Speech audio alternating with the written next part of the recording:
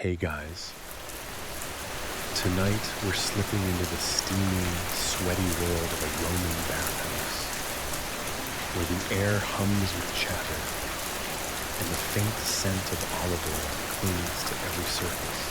Picture yourself standing at the entrance of the baths of Caracalla, circa 200 CE, your sandals slapping against mosaic floors as toga-clad locals jostle past.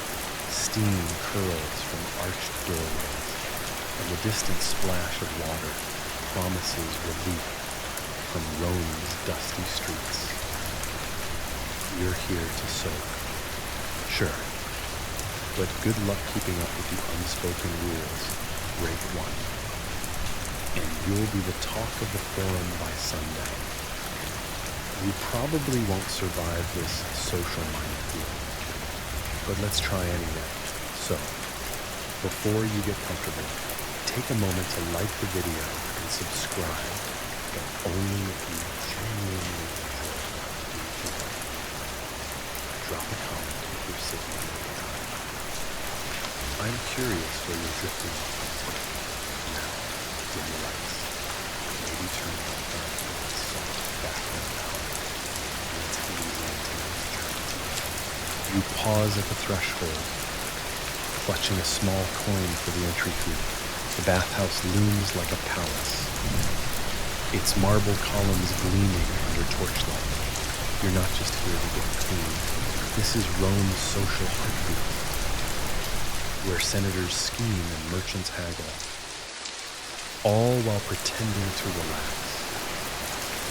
The first thing you notice is the noise echoes of laughter, the clink of bronze strigils, and the rhythmic slap of massage at work. It's overwhelming, like walking into a modern gym crossed with a coffee shop.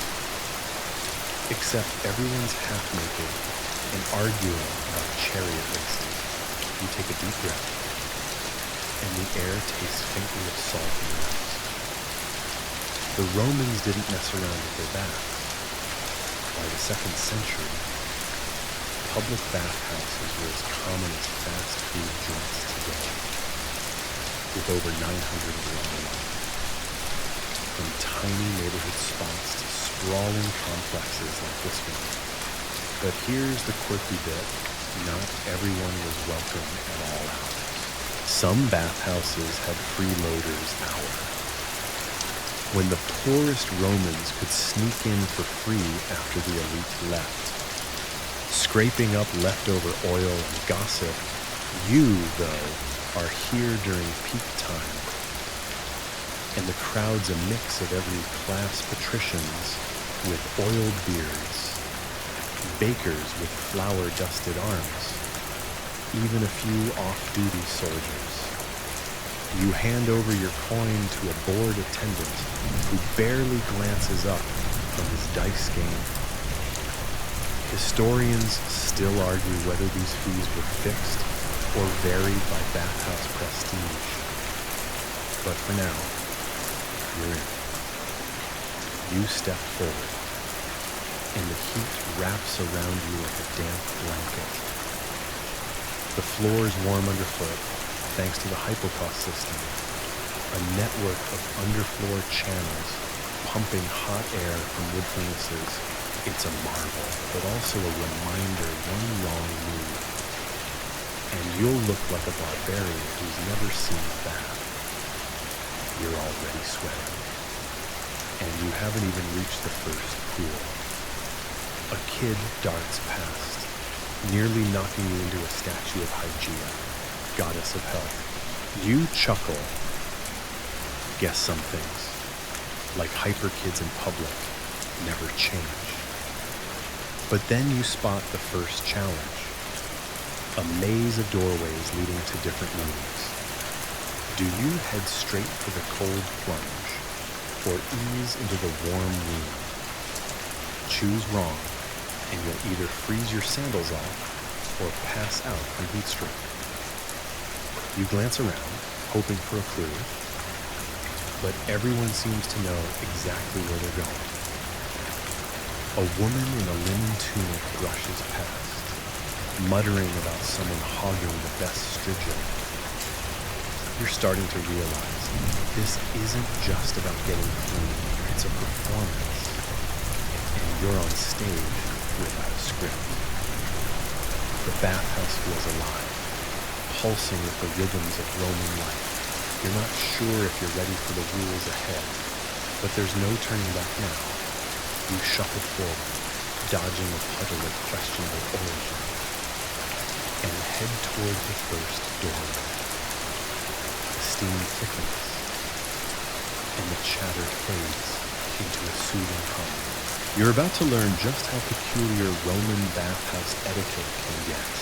You're deep in the Roman bathhouse now, the steam curling around you like a lazy cat as you shuffle past a mosaic of dolphins that seems to smirk at your confusion. The air's thick, carrying snatches of conversation. Someone's griping about a late grain shipment. Another voice bets on tomorrow's gladiator match. You're starting to get why this place isn't just about scrubbing off the day's grind. It's Rome's unofficial town square, a sweaty, slippery hub where the city's pulse beats loudest. You dodge a guy balancing a tray of figs and wine, wondering how he hasn't slipped on the slick tiles. This place is chaos, but it's organized for us, and you're about to learn its rhythm. The bathhouse's role as a social center is no exaggeration. By the reign of Trajan, around 100 CE, these complexes were the backbone of urban life, offering not just baths, but libraries, gardens, even lecture halls. You glance up at the vaulted ceiling, painted with fading stars, and imagine a senator reciting poetry in the corner. It's like a modern community center, except with way more nudity and fewer yoga classes. You notice a group of men huddled near a fountain, their voices low as they trade tips about a new trade route. This isn't just small talk. Deals are born here, marriages arranged, rivalries stoked. You're tempted to eavesdrop, but a stern-looking matron shoots you a look that says, "Mind your own wax tablet."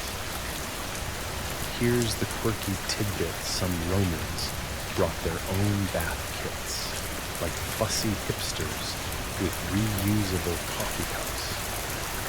These kits included strigils, oil flasks, even personalized sponges. Because apparently sharing wasn't always caring. You spot a guy flaunting a silver strigil case, clearly showing off his status. It's ridiculous, but you can't help smirking. Imagine Instagramming your custom bath sponge today. You're starting to relax into the vibe, but then you nearly trip over a stray sandal. A nearby attendant chuckles, muttering something about newbies. You laugh it off, but it's a reminder you're still an outsider here, decoding a world with rules as rigid as a centurion's spine. Historians still argue whether bathhouses deepened class divides or blurred them. On one hand, everyone's here: senators, freedmen, even the occasional street vendor. On the other, the elite had their own VIP sections, with better oils and private nooks. You notice a curtained alcove where a toga-clad big shot disappears, probably for a premium massage. You, meanwhile, are stuck in the main crowd, jostled by a baker who smells faintly of yeast. The equality's an illusion, but it's a convincing one, like a toga that looks fancy until you spot the frayed hem. You're starting to see the bathhouse as a microcosm of Rome itself: grand, messy, and full of contradictions. You weave through the crowd, the heat making your tunic cling uncomfortably. A kid selling roasted chickpeas hawks his wares, and you're tempted. But eating in a bathhouse feels like a rookie mistake. Instead, you focus on the people around you. There's a rhythm to their movements, confident strides, casual nods, the occasional dramatic gesture. You try to mimic it, but it's like learning a dance mid-song. A woman nearby adjusts her hairpins, her bangles clinking like tiny bells. You wonder about her story. Is she a merchant's wife, a priestess, or just here to gossip? The bathhouse doesn't care. It swallows everyone into its steamy embrace. You're itching to move deeper, to figure out what's behind the next doorway. But the crowd's thick, and the air is getting heavier. You spot a bench and consider sitting, but a guy with a towel claims it first, sprawling out like he owns the place. You roll your eyes typical. The bathhouse is teaching you patience, whether you like it or not. You take a deep breath, the air tasting of lavender and sweat, and press forward. The noise, the heat, the sheer energy, it's overwhelming. But there's something oddly soothing about being part of this human stew. You're not just visiting a bathhouse. You're swimming in the current of Roman life. You're still weaving through the Roman bathhouse. The air, a warm, damp hug that makes your tunic feel like a second skin. The chatter around you hums like a distant beehive, snippets of laughter, a laugh, someone complaining about a dice game gone wrong. You figured out this place is more than a spa. It's Rome's social glue. But now you're at the entrance proper. And the real test begins getting in without looking like a clueless outsider. You clutch your coin tighter, eyeing the attendant who's lounging by a marble counter, his expression as welcoming as a tax collector's. The rules here are unspoken, and you're about to learn them the hard way. Paying to enter a Roman bathhouse wasn't just a transaction. It was a ritual. Historical records from Pompeii show entry fees were often a quadrans, the smallest coin, making baths affordable even for the working class. You hand over your coin, and the attendant grunts, waving you through without a word. You're in. But you feel the weight of eyes on you. Everyone's sizing up the newbie. You try to act casual, but your sandal squeaks on the tile, and a kid nearby snickers.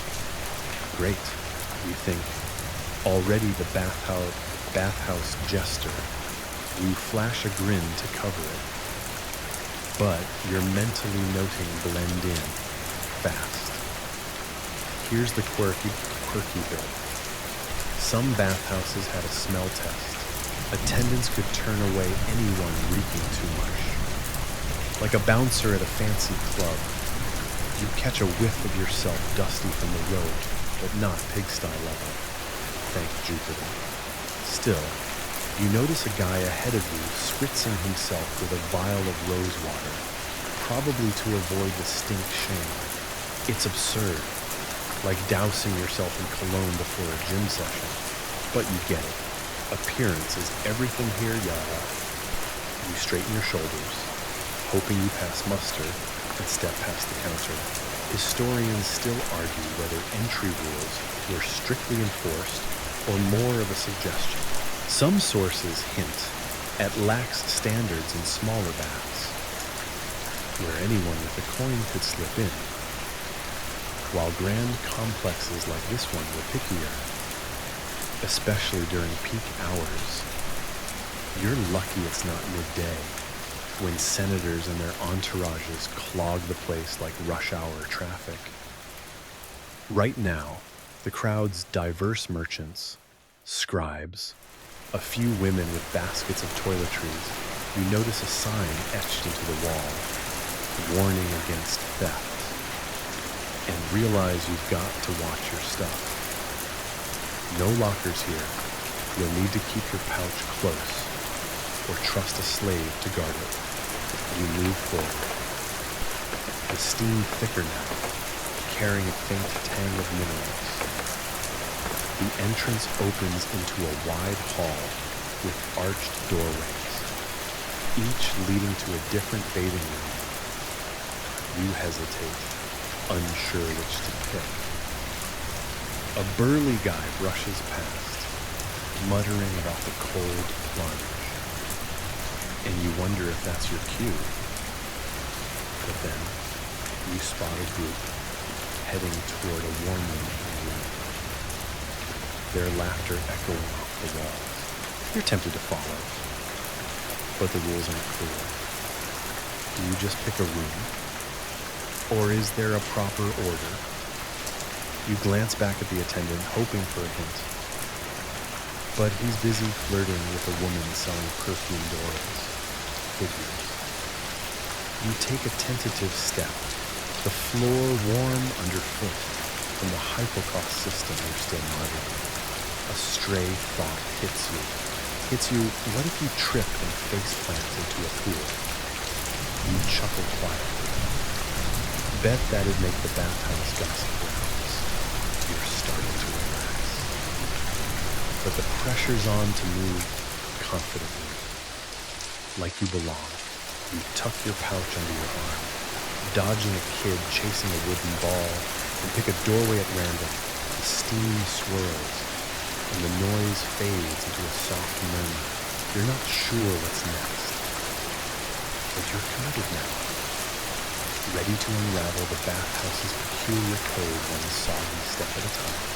You're through the bathhouse entrance now, the steam wrapping you like a warm, slightly judgmental embrace.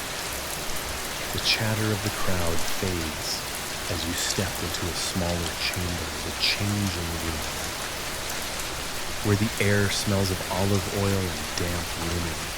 Mosaic tiles underfoot depict frolicking nymphs, their colors muted by years of sandal traffic. You're surrounded by Romans shedding their tunics with the nonchalance of people who've done this 1,000 times. You, though, are frozen, clutching your pouch, trying to figure out the etiquette of getting undressed in public without looking like a nervous farmhand. This is no modern locker room with private stalls. Everything's out in the open, and you're about to learn the peculiar dance of disrobing.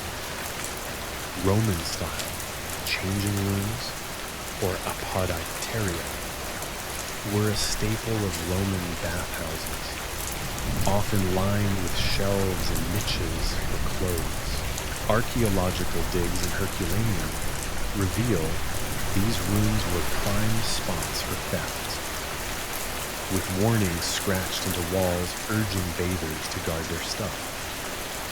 You glance around, spotting a few slaves standing watch over their master's belongings, their expressions bored but vigilant.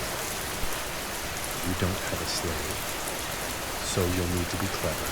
You tuck your pouch under a folded tunic, hoping it's inconspicuous, but a nearby merchant gives you a knowing smirk. First time he asks, tossing his toga onto a shelf like it's no big deal. You nod, trying to laugh it off.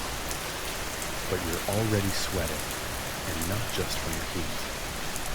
Here's the quirky tidbit some Romans wore: bathing outfits to preserve modesty, especially women. These were linen wraps, or subligarium, basically ancient underwear, but they weren't universal. You notice a woman nearby adjusting a loose cloth around her waist, while most men just strip down without a second thought. It's like a beach changing room where half the crowd's in swimsuits and the other halves channeling their inner nudist. You opt for the minimalist route, peeling off your tunic, but keeping a small cloth for decency. You're not sure if it's the right move, but nobody's pointing and laughing yet. Historians still argue whether changing rooms were segregated by gender or class. In larger bathhouses, some evidence suggests women had separate amphiboteria in places like the baths of Trajan. But here, it's a mixed bag of men, women, and even kids running about. You're careful not to stare, but the casualness is jarring. A kid darts past, nearly tripping over discarded sandal, and you stifle a chuckle. Kids, you think, are the same in every era of chaos on rags. You fold your tunic neatly, mimicking a guy nearby who's clearly irregular, and try to act like you know what you're doing. The room's busy, but not chaotic. People move with purpose, chatting as they're undressed, their voices bouncing off the stone walls. You overhear a snippet about a senator's scandalous new mistress, and you're tempted to linger, but the heat's calling. You notice a small bronze mirror propped on a shelf, and a woman's using it to adjust her hairpins. It's a tiny detail, but it hits you. This place is as much about preening as cleansing. You're starting to get the rhythm undress. Stash your stuff, move on. But you're still hyper-aware of every move. Did you fold your tunic wrong? Is your pouch too obvious? You push the thoughts aside and head for the exit, where steam spills from the next room as you step forward. A guy bumps into you, muttering an apology as he juggles a flask of oil and a strigil. You nod. But you're mentally cataloging another rule watcher step. The floor's slick. And you're not about to be the guy who wipes out in front of Rome's chattering elite. You take a deep breath, the air heavy with the scent of lavender and sweat, and move toward the doorway. The changing room's behind you now, but its lessons linger, blend in, and stay sharp. And maybe invest in a better hiding spot for your stuff next time. You've left the changing room behind, your tunic stashed, and your nerves only slightly frayed from the public undressing ordeal. Now, you're stepping into the frigidarium. The bathhouse is cold from within, and the shock hits you like a slap from Neptune himself. The air here is crisp and it's biting. A stark contrast to the steamy warmth you've been bathing through, and then circulating with a wide, shallow pool at its center, its surface glinting under flickering oil lamps.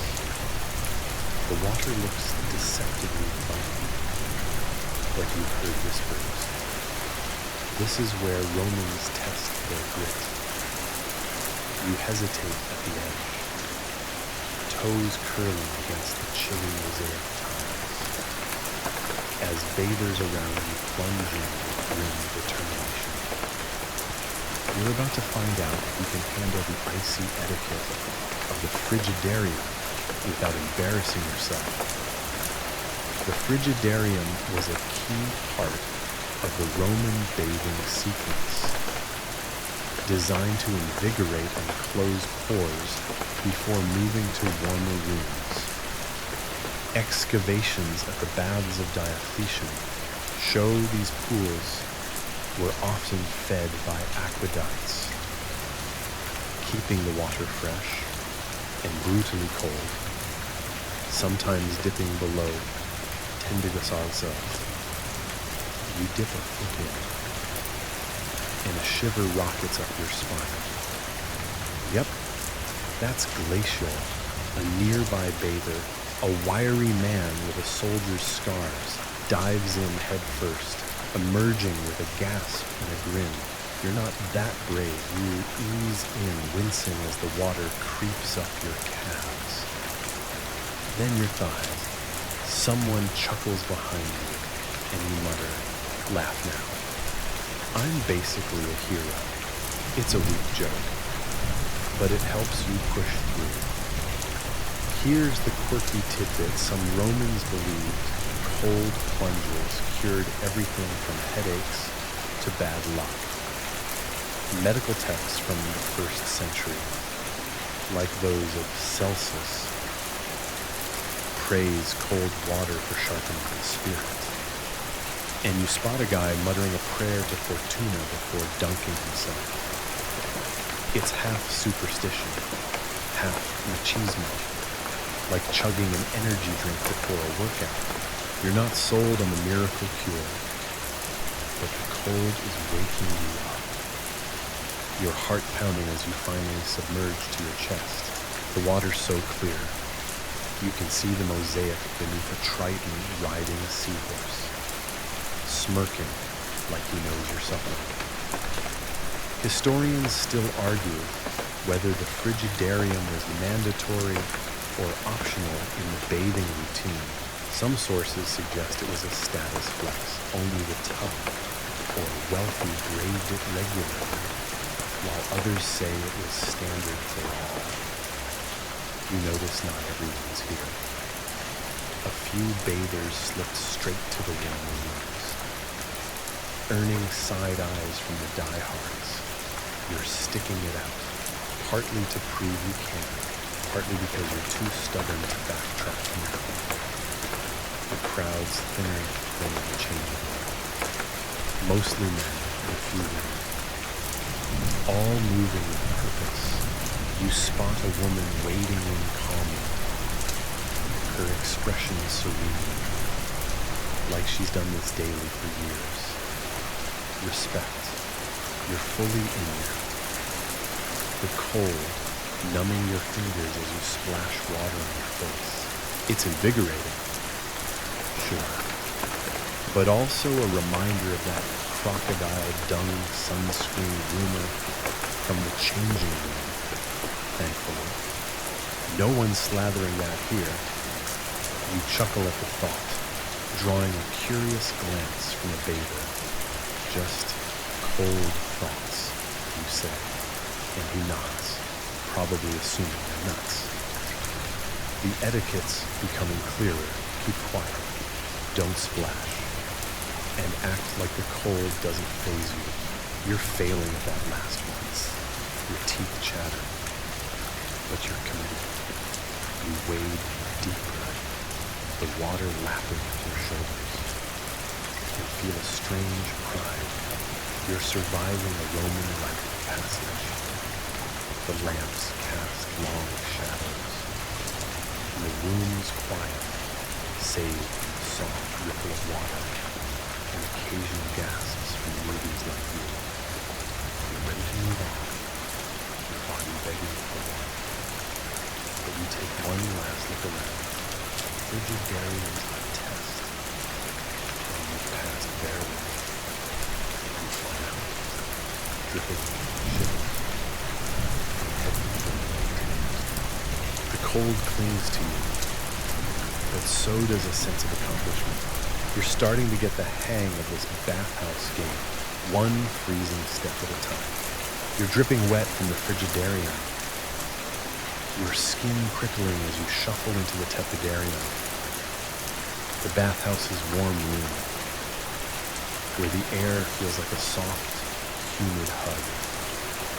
The transition is a relief your chattering teeth file, and the goosebumps from that icy plunge start to fade.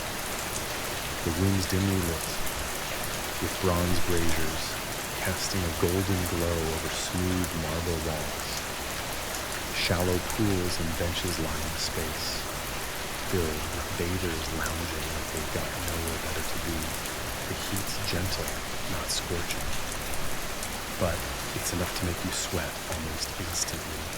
You're here to ease into the bathing sequence. But the tepidarium has its own social rules, and you're scanning the crowd, trying to crack the code without stepping on any Roman toes. The tepidarium was the middle step in the Roman bathhouse progression, designed to prepare the body for the hotter caldarium while encouraging relaxation.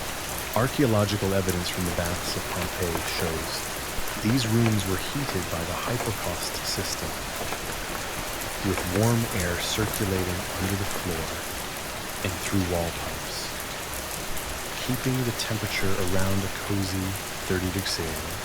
You settle onto a bench, the stone warm against your damp skin, and let out a sigh. A nearby bather, an older man with a philosopher's beard, nods approvingly. First time surviving the cold plunge, he asks, his tone half teasing. You grin, admittedly, barely. He chuckles, and you feel like you've passed a small test.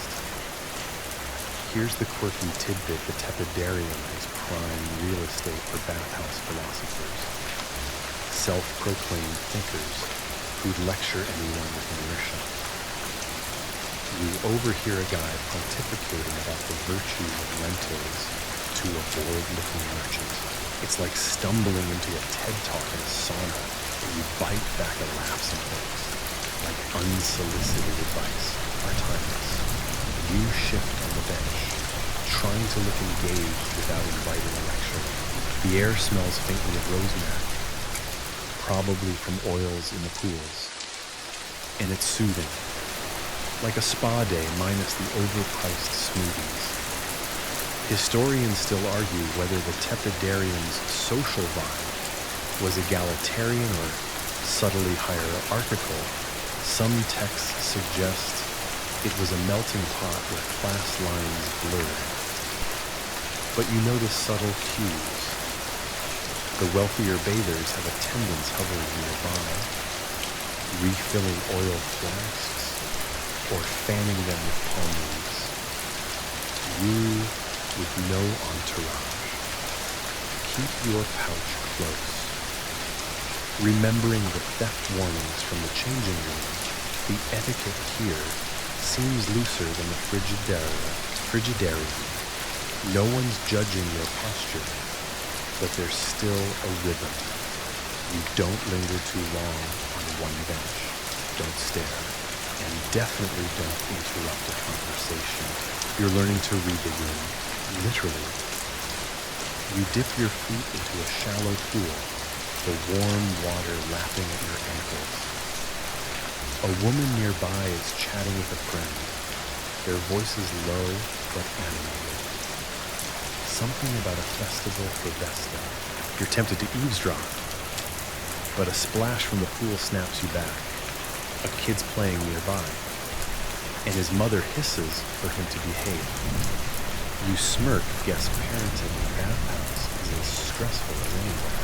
The warmth is sinking into your bones now, loosening muscles you didn't know were tense. You're starting to get why Romans love this place. It's not just about cleanliness. It's about hitting pause on the chaos of city life. But you're not here to doze off yet. You notice a group heading toward the next room, their skin glistening with sweat. The caldarium's up next, and you're not sure you're ready for its heat. But the tepidarium's prepped you as much as it can. You stand, stretching, and catch your reflection in a polished bronze mirror. You look almost like you belong, almost. You chuckle at the thought, dodging a stray towel on the floor and move toward the doorway. The steam thickens, carrying a hotter edge, and you brace yourself for what's coming. The tepidarium has been a gentle teacher, but the bathhouse isn't done with you yet. You step out of the tepidarium's cozy embrace, your skin still tingling from its gentle warmth. and cross into the caldarium, where the heat hits you like a wall of molten air. The room's a steamy inferno, trying that makes your lungs reconsider their life choices. Vaulted ceilings disappear into a haze of vapor, and the floor is so hot you're tiptoeing like you're dodging lava. Small, scalding pools bubble along the walls, and bathers sit on marble benches, their faces flushed as they endure the heat with a mix of grit and pride.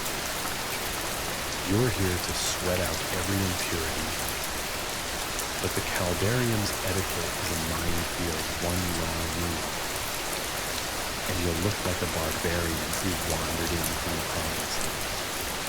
You take a shallow breath, the air thick with the scent of eucalyptus, and try to act like you belong.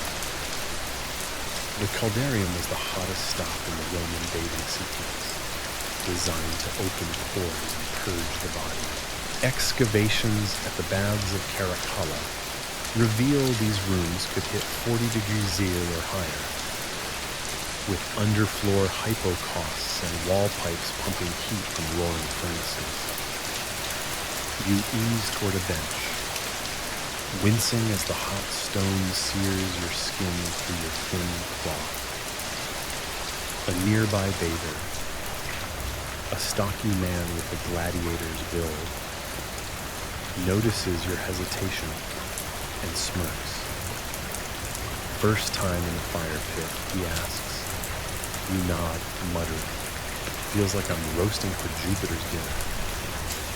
He laughs, and you relax a fraction, but you're still scanning for clues on how to survive this furnace. Here's the quirky tidbit some Romans swore by sweat collectors. Slaves who'd scrape perspiration off bathers to sell as a supposed health tonic. You spot a wiry attendant hovering near the cemetery, strigil in hand, and wonder if he's eyeing the guy's sweat with its liquid gold. It's gross, but you can't help grinning. Imagine pitching that on a Roman version of Shark Tank. You're sweating buckets yourself. The heat pulling moisture from places you didn't know could sweat. You try to sit still, mimicking the calm of a woman nearby who's fanning herself with a linen cloth, her expression serene despite the inferno. Historians still argue whether the caldarium's intense heat was purely therapeutic or partly a social flex. Some sources claim it was medicinal, endorsed by doctors like Galen Thielen for boosting circulation, while others suggest enduring the heat was a way to show toughness, especially for men. You notice the crowd's mostly male, though a few women are braving it, their attendants trailing with oil flasks, the etiquette's strict no splashing, no loud chatter, and definitely no passing out. You're struggling with that last one, your head swimming as you gulp the heavy air. You focus on the mosaic floor, a pattern of waves and fish, to ground yourself. You shift on the bench, trying not to flinch at the heat, and notice a guy dunking his head in a pool, emerging with a gasp. You're tempted, but the water looks like it could boil a lobster. Instead, you wipe your brow, your hand coming away slick. A stray thought hits. What if you slip and face plant into a pool? You chuckle quietly, earning a glance from the gladiator guy. Keep laughing, you'll need it, he says, and you nod. Appreciating the camaraderie, the caldarium's a test, and you're passing barely. You're starting to understand its rhythm, endure, sweat, and act like it's no big deal. The steam swirls, and the room feels smaller, The walls closing in heat. You're ready to move on, your body screaming for relief. But you linger a moment, soaking in the strange pride of surviving. You stand, legs wobbly, and head for the doorway, dodging a puddle that's probably just sweat, yours or someone else's. The Caldariums taught you respect, and maybe a little masochism. You're not sure what's next, but you're ready to leave the sauna behind, carrying the heat in your bones as you go. You stumble out of the Caldarium's fiery grip, your skin flushed and your head buzzing like you've just run a marathon in a furnace. The air in this new room feels cooler, though still humid, and you breathe a sigh of relief as you enter a space dedicated to the peculiar art of strigil. The walls are lined with low benches, and bathers are busy scraping their skin with curved bronze tools, flicking off oil and dirt with the focus of sculptors. The floors slick with discarded gunk, and the air smells sharply of olive oil and sweat. You're handed a strigil by an attendant who looks like he's seen too many newbie blunders, and you realize you're about to learn a ritual that's equal parts hygiene and performance. Grip it wrong, and you'll be the bathhouse's comic relief. The strigil was a Roman bathhouse staple used to scrape off oil, dirt, and dead skin after sweating in the hot rooms. Archaeological finds from Pompeii show these tools were often personalized, with engraved handles or fancy cases, and some were even buried with their owners like treasured heirlooms. You hold your strigil, its metal cool against your palm, and try to mimic the guy next to you, a lean merchant who's scraping his arm with smooth, practiced strokes. You slather on some olive oil from a nearby flask, the stuff slick and faintly herbal, and start scraping it. It's weirdly satisfying, like peeling a sunburn, but you're paranoid about nicking yourself. Slow and steady, the merchant mutters, noticing your hesitation. You nod, muttering, easier than dodging tax collectors, right? He snorts, and you feel a flicker of confidence. Here's the quirky tidbit. Some Romans believed strigil scrapings had magical properties, using them in love potions or as offerings to gods. You glance at the pile of oily gunk on the floor and wrinkle your nose hard to imagine that is anyone's idea of romance, but you keep scraping. The strigil gliding over your skin, pulling away the Caldarium's sweat and grime. You're getting the hang of it, though a stray flick sends a bit of oil flying. Narrowly missing a woman nearby, she glares, and you mumble an apology, mentally noting aim carefully. It's like learning to use chopsticks in a room full of food critics. Historians still argue whether strigiling was purely practical or had social cachet.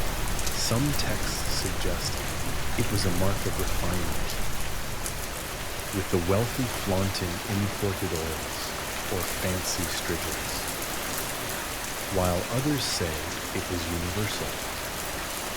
Even for the poorest bathers, you notice the merchant's strigil has a carved ivory handle. While yours is plain bronze, class shows up in the details. The room's busy but quiet. The only sounds the soft scrape of metal and occasional murmurs. You're starting to enjoy the rhythm, the way the oil and dirt roll off in neat curls. It's meditative, almost, until you accidentally scrape too hard and wince. The merchant chuckles. "You'll get there," he says, and you grin, appreciating the patience. You move to your other arm, the strigil feeling less foreign now. A kid nearby is watching his father strigil, mimicking the motions with a stick. And you smile. Yes, some skills start now. The room is warm, but not oppressive like the Caldarian. And the oil's scent is grounding, cutting through the bathhouse's usual mix of sweat and herbs. You're tempted to linger, but you're nearly done. Your skin feeling oddly clean, like you've shed a layer of Rome's dust. You flick the last of the gunk onto the floor, hoping no one's collecting it for a potion, and hand the strigil back to the attendant. He nods, unimpressed, and you feel a small surge of pride. You didn't totally botch it. You stand, stretching, and notice the crowd thinning as bathers move to other rooms. The strigilings left you refreshed, ready for whatever's next. Though you're still chuckling at the thought of love potion sludge, you head for the doorway. The mosaic tiles cool underfoot, and brace for the bathhouse's next lesson. You're not a pro yet, but you're surviving, one oily scrape at a time. You've scraped off the Caldarian's grime with your strigil, your skin feeling oddly polished as you move into a new corner of the bathhouse, where the air hums with quiet debates and the faint clink of oil flasks. This room's less about pools and more about people bathers lounging on benches, some wrapped in linen, others bare, their voices rising and falling over a topic that's clearly a hotline: the rules of mixed bathing. You notice men and women sharing the space, but there's a tension, like everyone's watching their step more than usual. You're curious, maybe a bit nervous, as you try to figure out the etiquette of this gender-mixed zone without tripping over Rome's social fault lines. It's like walking into a party where half the guests aren't sure they're supposed to be there. Mixed bathing was a reality in some Roman bathhouses, though not universal. Literary sources, like those from Martial in the 1st century CE, describe men and women bathing together in smaller or less regulated baths. But grand complexes, like the baths of Caracalla, often had separate hours or sections for women. You settle onto a bench, keeping your cloth wrapped tight, and scan the room. A group of men are laughing nearby, but their eyes flick toward a cluster of women soaking in a shallow pool. The women seem unfazed, chatting about a market deal. But you catch a few sharp glances exchanged. You're trying to blend in, but you feel like a kid caught eavesdropping. Tough crowd, you mutter to yourself. And a guy nearby chuckles. Just don't stare, he advises. And you nod, grateful for the tip. Here's the quirky tidbit some Romans use bathing schedules to flirt across gender lines. You overhear a young man boasting about timing his visits to accidentally overlap with a certain widow's routine. It's like scheduling a coffee date, but with more steam and less coffee. You smirk, imagining the logistics of bathhouse courtship, but you're careful not to gawk.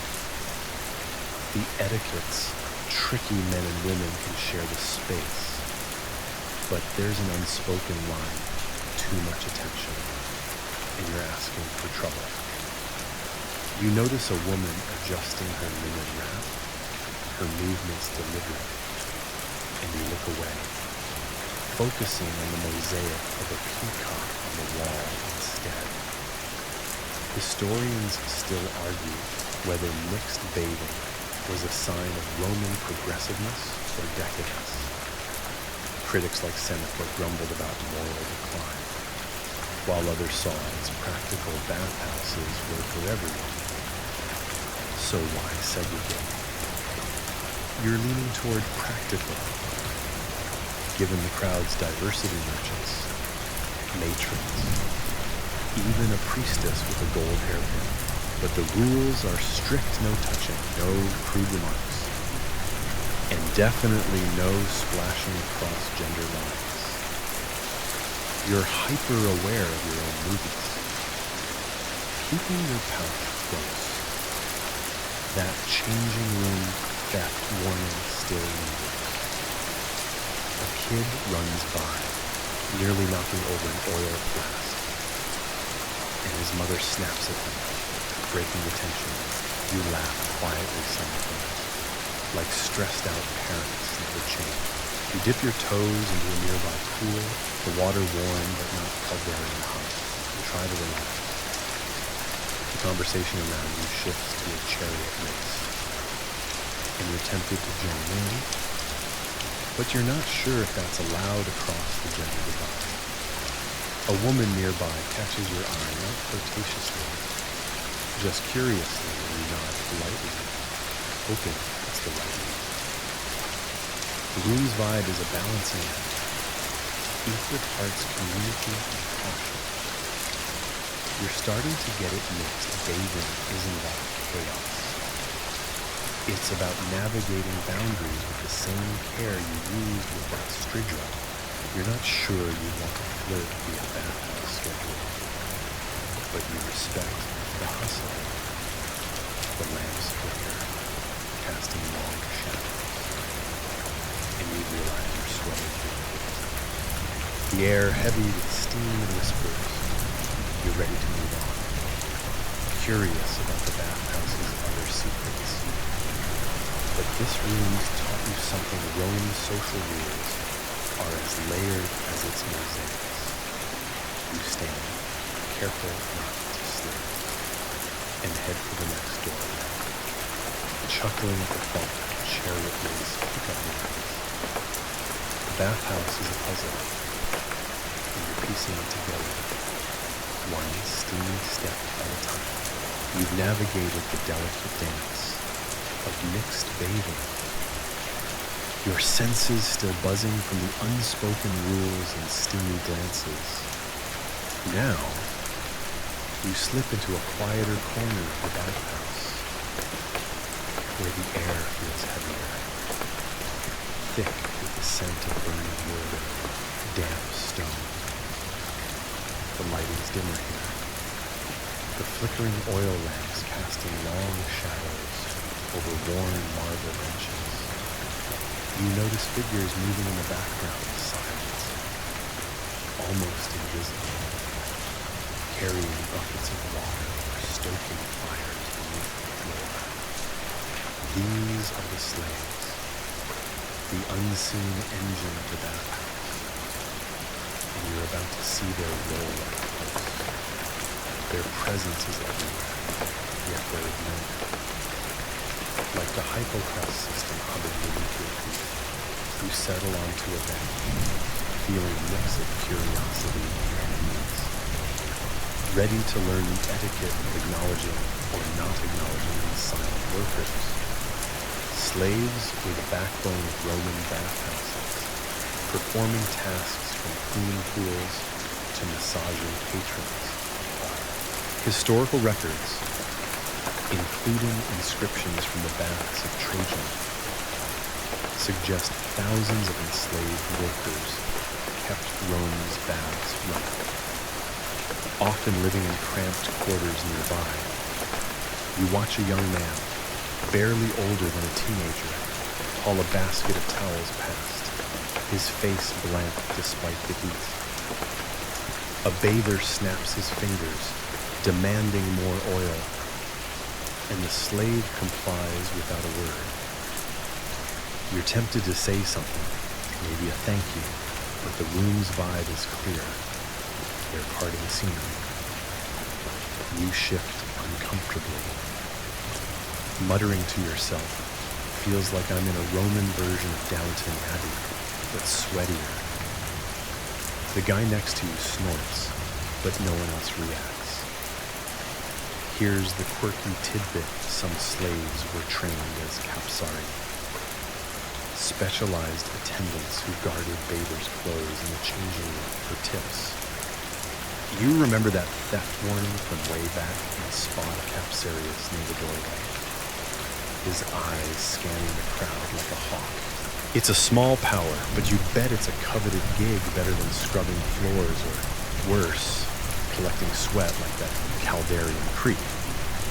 You're grateful for your tucked-away pouch.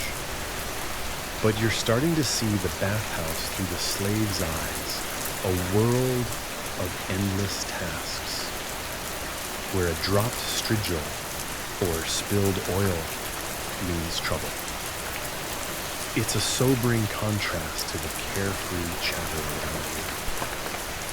Historians still argue whether slaves in bathhouses had any real agency.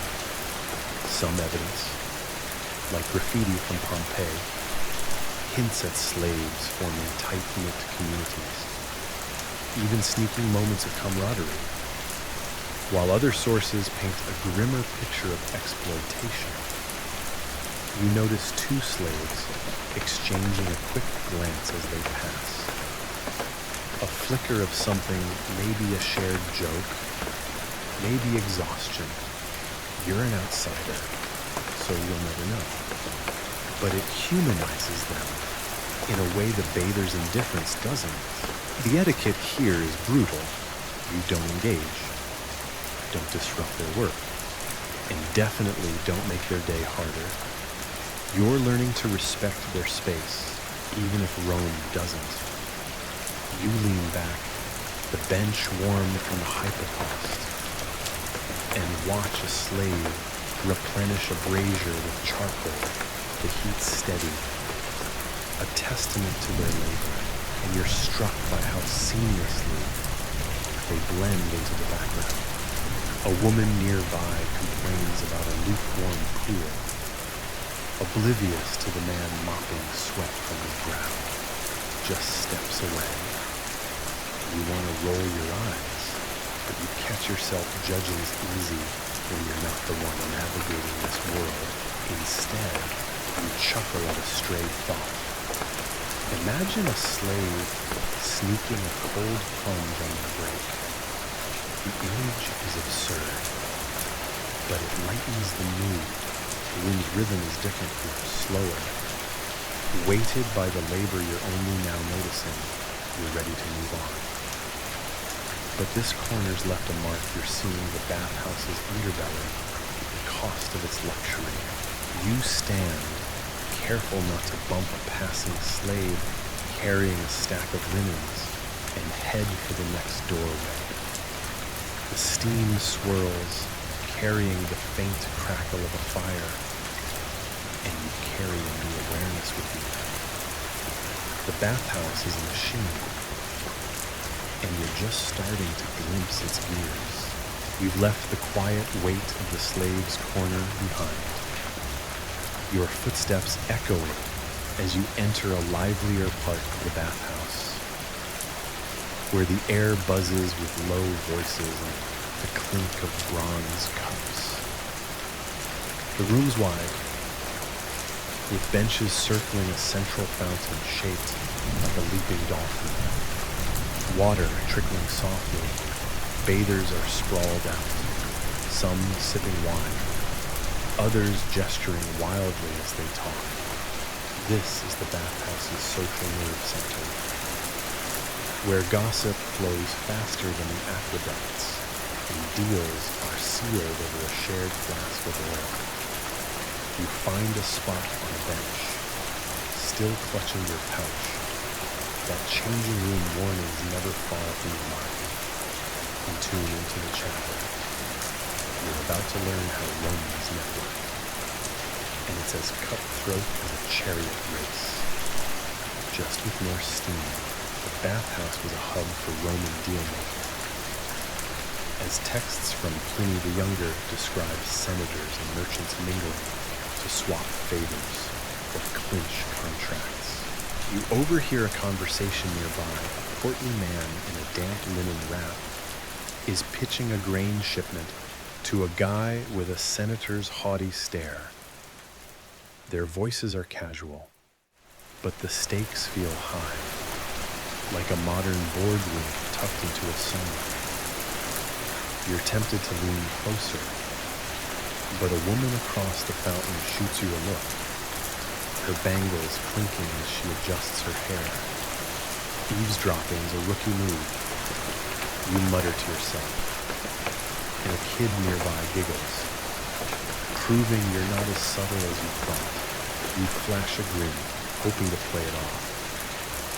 Here's the quirky tidbit some Romans hired name droppers. Lackeys who'd linger nearby and casually mention their boss's achievements to impress potential allies. You spot a guy hovering behind the grain merchant, loudly praising his legendary deal with Alexandria. It's shameless, like a LinkedIn post in human form. And you can't help smirking. Imagine paying someone to hype your bathhouse cred. You're keeping your head down, but the energy's infectious. The fountain's trickle mixes with the hum of voices. And you're starting to see why deals happen here. Everyone's relaxed, half naked, and just vulnerable enough to let their guard down. Historians still argue whether bathhouse networking was truly open to all or rigged for the elite. Some sources suggest freedmen and merchants could climb social ladders here, while others point to invisible barriers, prime benches, and private alcoves reserved for the toga-clad elite. You notice the senator's group has claimed a corner with better lighting and a slave fanning them, while you're squeezed between a baker and a guy who smells faintly of fish. It's not exactly egalitarian, but you're close enough to hear the gossip, a scandal about a priestess, a shady land deal in Gaul. You're tempted to join in, but the etiquette's clear. Listen, don't interrupt, and don't act too eager. You shift on the bench.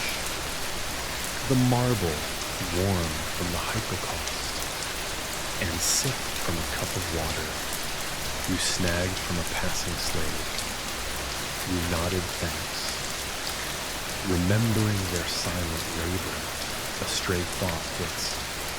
What if you accidentally spill gossip about that crocodile dung sunscreen rumor from way back?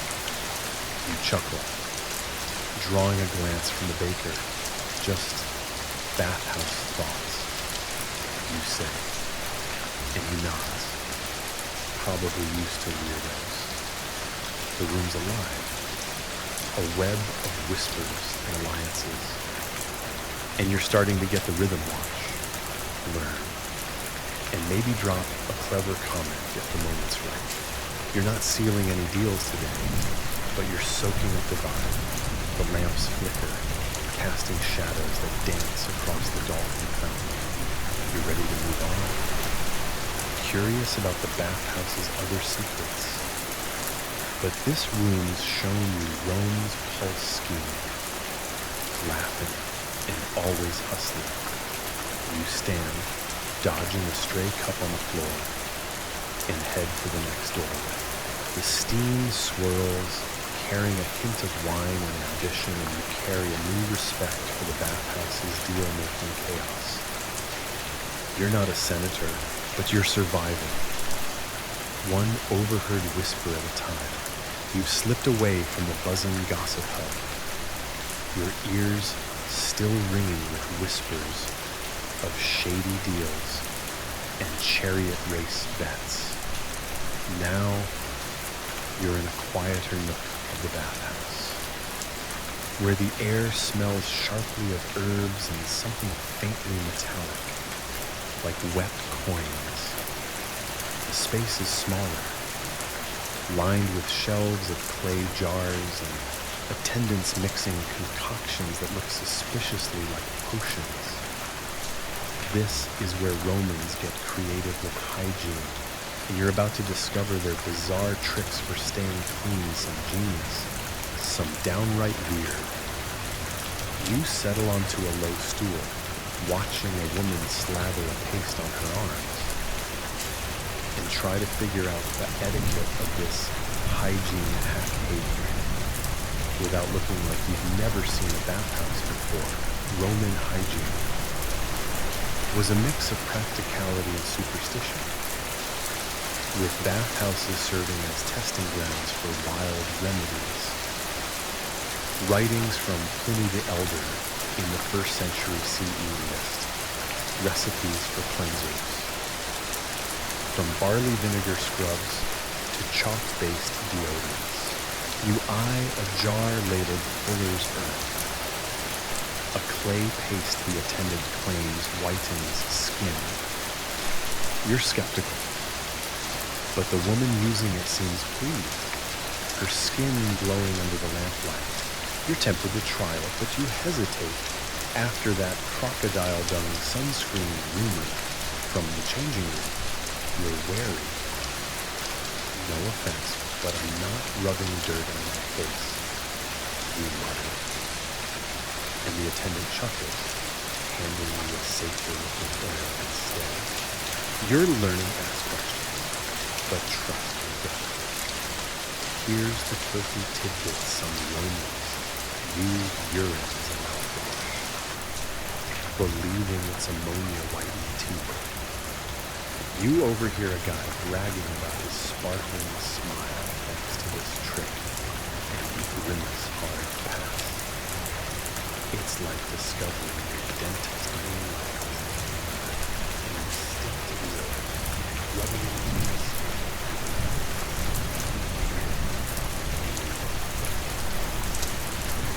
The attendant shows you how to blend it with a pinch of ground pumice for exfoliation.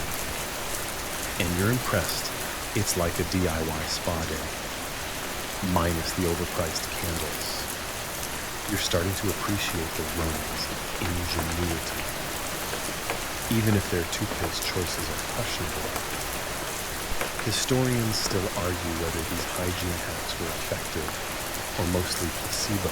Some, like olive oil cleansers, align with modern dermatology, while others, like urine rinses, were likely more cultural than scientific. You notice the crowd's a mix, wealthy patrons with imported myrrh oils, poorer bathers sticking to basic vinegar scrubs. The etiquette's relaxed but practical share the tools. Don't hog the jars, and don't mock anyone's weird routine. You're careful not to bump a tray of clay pots, remembering the slaves' silent labor keeping this place stocked. A kid nearby is smearing honey on his hands, claiming it heals cuts. And you smile, guess DIY remedies start young. You work the oil into your arms, the pumice scratching gently, and feel a strange satisfaction, like you're peeling away Rome's dust. The woman with the clay paste catches your eye, nodding approval. Keeps the skin young, she says, and you nod back, not sure if she's serious or just selling the vibe. A stray thought hits. What if you accidentally mix up the urine jar with the mouthwash? You chuckle, drawing a glance from the attendant. Just hygiene thoughts, you say. And he shrugs, probably used to oddballs. The room's calm, a contrast to the gossip hub's chaos. And you're settling into its rhythm experiment. Observe, and maybe skip the weirder stuff. The lamps cast a soft glow, their flames flickering in the steam. You're ready to move on, your skin tingling from the scrub. But this nook's taught you something Romans were as obsessed with hacks as any modern influencer. You stand, careful not to slip on a puddle of spilled oil, and head for the next doorway. The steam swirls, carrying a whiff of vinegar herbs. And you carry a new respect for Rome's quirky cleanliness. You're not trying the urine trick, but you're surviving, one scrub at a time. You've left the hygiene hack myth behind. Your skin still tingling from that rosemary pumice scrub, and your mind reeling from the urine mouthwash revelation. Now, you're stepping into a plusher part of the bathhouse, where the air feels softer, scented with lavender and something faintly sweet, like honeyed wine. The walls are draped with linen curtains, and the mosaic floor sparkles with inlaid glass that catches the glow of gilded oil lamps. This is the bathhouse's luxury zone, where Romans splurge on extras massages, perfumed oils, even fortune tellers whispering fates over a pond. You're surrounded by bathers lounging on cushioned benches, their attendants fussing like they're royalty. You're here to explore these indulgent add-ons.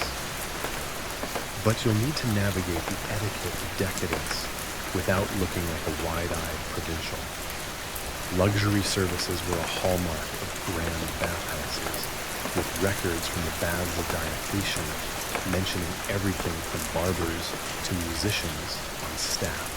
You spot a masseur kneading a senator's shoulders, the man groaning in bliss as scented oil glistens on his skin. You're tempted, but the price, probably a week's wages, makes you hesitate. Instead, you wander toward a woman offering perfumed lotions. Her table, laden with alabaster jars, she beckons you over, promising an Egyptian myrrh blend that charms the gods. You smirk, muttering, "Hope it charms my wallet too," she laughs. And you feel a bit more at ease, but you're still decoding the rules of this high-level playground.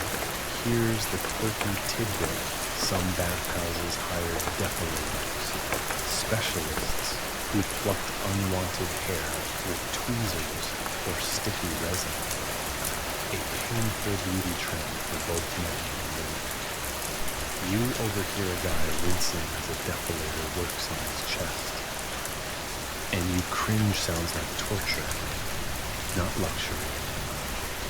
You stick to the lotion table, dabbing a drop of myrrh on your wrist. It's rich, almost intoxicating, like something you'd smell in a temple. You're starting to get why Romans shelled out for this stuff. It's not just about smelling good, it's about flexing status. The woman winks, sensing the sale, but you dodge with a polite nod, remembering that changing room theft warning your pouch is staying close. Historians still argue whether these luxuries were truly exclusive or just cleverly marketed to seem so. Some sources suggest even freedmen could afford a basic massage, while others point to elite-only services in private alcoves. You notice the senator's entourage has a curtained nook, complete with a harpist strumming softly. While you're out here with the regular crowd, the etiquette's subtle but firm. Don't linger near the VIPs. Don't haggle too loudly, and act like you belong. Even if you're faking, you're managing barely. Though a kid running by nearly trips into the lotion table, earning a scowl from the vendor, you chuckle chaos follows kids. Even in Rome's fanciest corners, you move to a bench, the cushions surprisingly soft, and watch a fortune teller read a woman's palm, muttering about Jupiter's favor. You're skeptical but intrigued. Imagine getting your horoscope mid-bath. The room's vibe is indulgent yet relaxed. A place to savor the bathhouse's finer side. You're tempted to try a massage, but you're still paranoid about costs and pickpockets. A stray thought hits. What if you accidentally tip with that crocodile dung sunscreen from way Guam? You laugh quietly, drawing a glance from the bather. Just luxury thoughts, you say, and he nods, probably used to the bathhouse's oddballs. You're settling into the rhythm. Observe, indulge a little, and keep your wits. The lamps flicker, their light dancing on glass mosaics. You're ready to move on, your wrist still carrying a faint myrrh scent. But this room's shown you Rome's love for extravagance. You stand, dodging a stray cushion on the floor, and head for the next door. The steam swirls, carrying a hint of lavender and ambition, and you carry a new appreciation for the bathhouse's gilded perks. You're not a senator, but you're surviving one scented dab at a time. You've slipped away from the bathhouse's plush luxury zone, the faint scent of myrrh still clinging to your wrist as you step into a new space where the atmosphere feels different slowly, softer, almost dreamlike. The sun's dipped below the horizon, and the bathhouse is winding down, its frenetic energy giving way to a twilight calm. The room's bathed in the warm flicker of oil lamps, their light dancing on the rippling surface of a wide, shallow pool. Bathers are scattered, some soaking silently, others murmuring in low tones, their voices blending with the gentle splash of water. You're here to soak in evening vibes, but there's an etiquette to this quieter bathhouse. You're treading carefully, trying to match its serene rhythm without disrupting the mood. Evening hours in Roman bathhouses were special, often reserved for winding down after a day's work or socializing. Literary sources, like those from Juveno, describe how baths stayed open late, their ambience shifting as torches replaced daylight and the crowds thinned. You settle onto a bench by the pool, the marble cool now that the hypocaust's heat is fading. A woman nearby is trailing her fingers through the water, her expression distant, like she's lost in thought. You're tempted to ask if she's okay, but the silence feels sacred, so you hold back. Not the place for small talk, you mutter. And a guy soaking nearby nods, a faint smile on his face. Your learning evening means hush, reflect soap. Here's the quirky tidbit. Some Romans believed evening baths cleansed the soul, not just the body, tying the ritual to lunar cycles or minor deities like Nox, goddess of night. You notice a small altar in the corner, a bronze statuette of Nox draped with wilted flowers, and wonder if anyone's left an offering. It's a touch mystical, like lighting a candle before bed, and you can't help smirking. Imagine pitching moonlit, soul-cleansing baths to a modern spa. You dip your feet into the pool, the water lukewarm, its surface reflecting the lamplight like a liquid mirror. It's soothing, and you feel your shoulders loosen.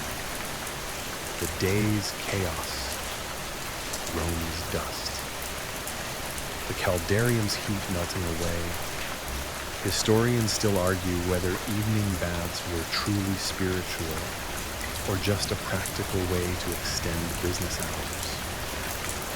Some texts suggest a religious tint, with late-night rituals for certain cults, while others paint it as pure leisure for night owls.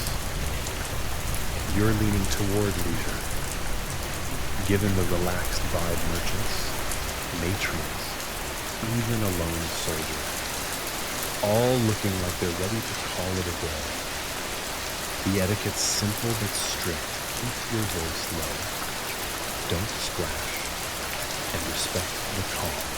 You're careful not to disturb the pool's surface, remembering the slaves who'll clean it later.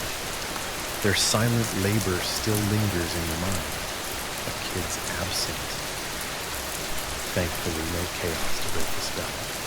You lean back, the benches curve cradling you, and let your eyes wander.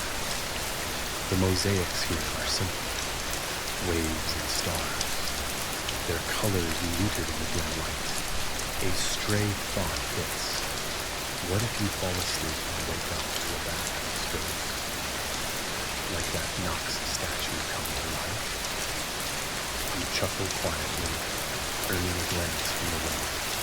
Just evening thoughts, you say, and she smiles, returning to her reverie. The room's a cocoon, wrapping you in its quiet magic. You're tempted to stay forever. You know the bathhouse is closing soon. You stand, water dripping from your feet, and move toward the final door. The steam thinner now, carrying a hint of night air.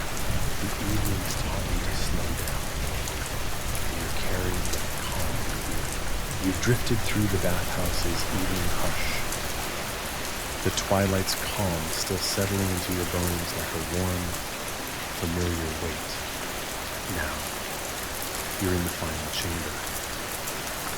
A broad hall where the mist thins and the air feels soft, almost weightless. The oil lamps are nearly spent, their faint glow trembling across a sprawling pool. Its surface so still, it mirrors the arched ceiling above. A few bathers linger, their movements slow, their voices barely a murmur, blending with the gentle lap of water against marble. This is the bathhouse's closing hour, where the only rule is to surrender to the quiet, to the moment, to the pull of sleep. You ease onto a smooth stone bench, worn by countless others, and let the stillness wrap around you, ready to dissolve into Rome's fading gloom. Closing time in Roman bathhouses was a sacred pause, a moment when the chaos of the day melted into serenity.